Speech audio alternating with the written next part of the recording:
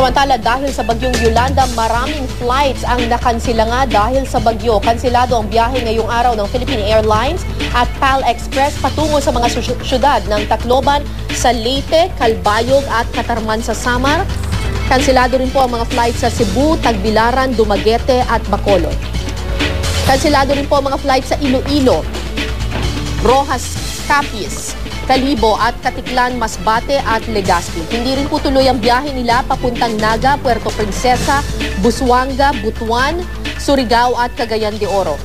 Gayon din ang patungong Osamis, Dipolog, Davao General Santos, Zamboanga, Sanga-Sanga sa Tawi-Tawi at Hulo. Kansilado rin ang mga international flight nila papuntang Kuala Lumpur, Malaysia, Singapore at Cebu, papuntang Narita, Japan, pati na ang flight nila mula Singapore pabalik ng Maynila bukas. Ang Cebu Pacific naman, kinansela ang mga flight nila mula Maynila patungong Bacolod, Butuan, Cebu, Cagayan de Oro, Dumaguete, Dipolog, Iloilo, Calibo, Legazpi, Katiklan, Pagadian, Tacloban, Tagbilaran, Virac at Naga. Mga kapuso, may mga flight din po sila mula Cebu patungong Camiguin, Clark, General Santos, Siargao, Ozamis, Puerto Princesa at Surigao na hindi na rin po tuloy ngayong araw.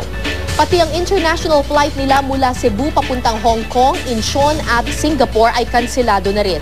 Kinansela na rin ang flight ng Air Asia at Zest Air papuntang Cebu, Calibo, Tagbilaran, Iloilo, Cebu, Bacolod at Cagayan de Oro. Samantala, ang Tiger Air Philippines naman, kinansela ang lahat ng kanilang domestic flights, pati na ang kanilang flight mula Calibo papuntang Singapore.